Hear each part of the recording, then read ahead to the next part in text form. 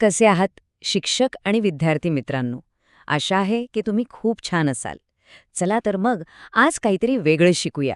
आज आपण इयत्ता 11वीच्या मानसशास्त्रातील पाठ 3 स्व म्हणजेच सेल्फ शिकणार आहोत.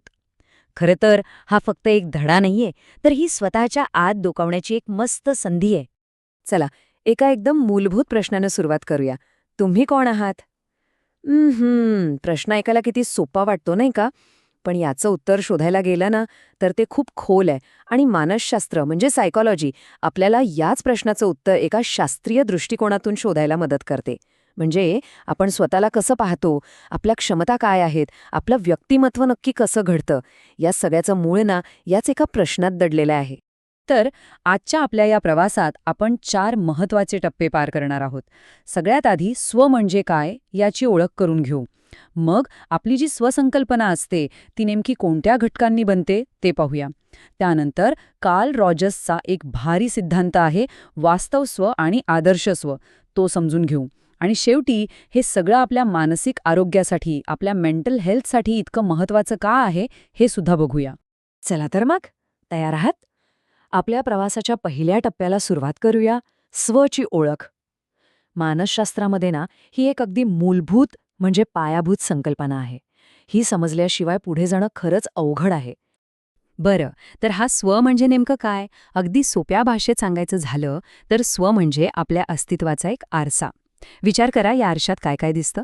आपले विचार दिसतात, आपल्या भावना दिसतात, आपली शारीरिक ओळख आणि समाजात आपलं काय स्थान आहे, या सगळ्याचं प्रतिबिंब त्यात उतरलेलं असतं. आपण स्वतःबद्दल जे काही समजतो ना, तीच आपली स्वसंकल्पना बनते. आणि सगळ्यात इंटरेस्टिंग गोष्ट काय माहितीये, हा आरसा कधीच स्थिर नसतो. तो आयुष्यभर आपल्यासोबत बदलत राहतो. तर मग ही जी स्वसंकल्पना आहे ती नक्की कशावर उभी आहे? म्हणजे तिचे आधारस्तंभ कोणते? चला, आपण ते 4 मुख्य आधारस्तंभ कोणते आहेत तेच पाहूया. हे कळलं ना की आपल्याला आपल्या व्यक्तिमत्वाचा पायाच समजून जाईल. पहिला आणि सगळ्यात महत्त्वाचा आधारस्तंभ आहे स्वभान, म्हणजे मी आहे ही जाणीव. स्वतःच्या विचारांबद्दल, भावनांबद्दल आणि वागण्याबद्दल जागरूक असणं. जसं की, अरे, मला आता राग येतोय, किंवा हा विचार माझा आहे हे ओळखता येणं. आपलं अस्तित्व इतरांपेक्षा वेगळं आहे हे समजणं. आणि तुम्हाला माहितीये, मानसशास्त्रज्ञ पियाजे यांच्या मते ही जाणीव लहान मुलांमध्ये साधारण 1.5-2 वर्षांची असतानाच विकसित व्हायला लागते. ओके, दुसरा आधारस्तंभ आहे स्वप्रतिमा. म्हणजे काय? तर आपल्या मनातलं आपलंच एक चित्र. जरा डोळे मंद करून विचार करा, आपण स्वतःला कसं बघतो? एक हुशार व्यक्ती म्हणून, आत्मविश्वासू, की जरा लाजाळू? हे जे चित्र आहे ना, हीच आपली स्वप्रतिमा. आणि ती आपल्या स्वतःबद्दलच्या मतांमधून तयार होत असते. आणि हो, इथे एक खूप महत्त्वाची गोष्ट लक्षात ठेवली पाहिजे. आपल्या मनातली ही प्रतिमा आणि वास्तव यात बऱ्याचदा खूप फरक असू शकतो. म्हणजे आरशात जे दिसतंय त्यापेक्षाही आपल्या मनातली आपली प्रतिमा जास्त शक्तिशाली असू शकते. म्हणूनच एक सकारात्मक पण त्याच वेळी वास्तववादी म्हणजे रिअलिस्टिक स्वप्रतिमा असणं प्रचंड महत्त्वाचं आहे. आता वळूया तिसऱ्या आधारस्तंभाकडे. तो आहे स्वयंसक्षमता.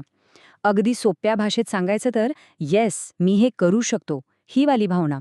कोणतंही ध्येय गाठण्यासाठी स्वतःच्या क्षमतेवर जो विश्वास असतो ना, तो, मी ही परीक्षा नक्कीच पास होणार, किंवा मी हे प्रेझेंटेशन एकदम भारी देणार, हा जो विश्वास आहे तोच आपल्याला मोठ्यात मोठी आव्हानं स्वीकारण्याची ताकद देतो.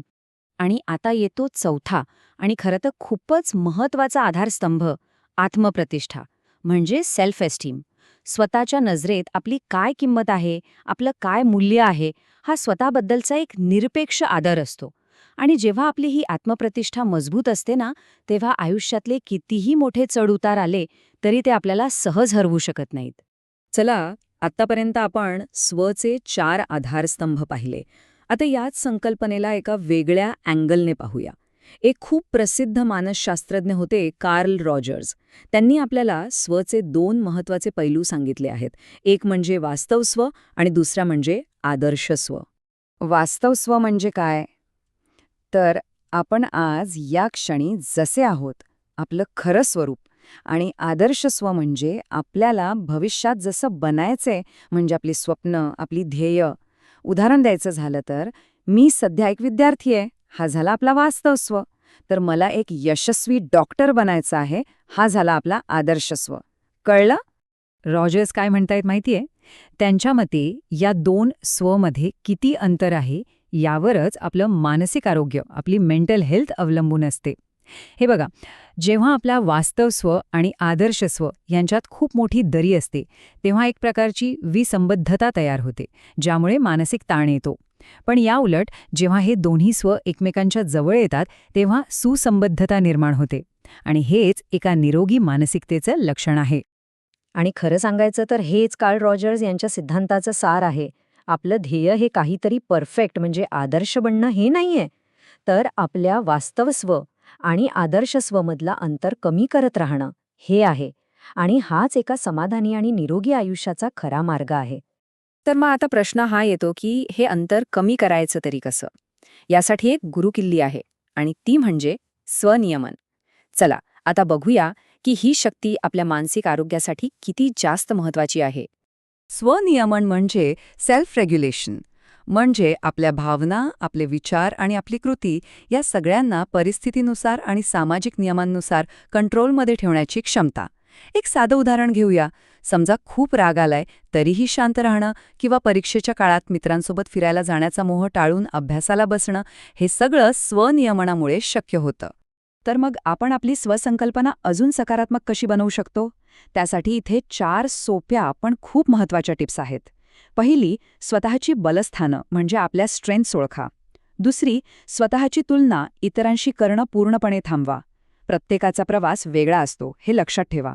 तिसरी, चुका करायला घाबरू नका. उलट त्या स्वीकारा आणि त्यातून शिका. आणि चौथी, सगळ्यात महत्त्वाची, स्वतःवर प्रेम करा. तर मग आजच्या या आपल्या चर्चेच्या शेवटी मी तुम्हाला एका प्रश्नासोबत सोडून जातोय. जरा शांतपणे विचार करा. आपला वास्तव स्व आणि आपला आदर्श स्व यांच्यात किती अंतर आहे?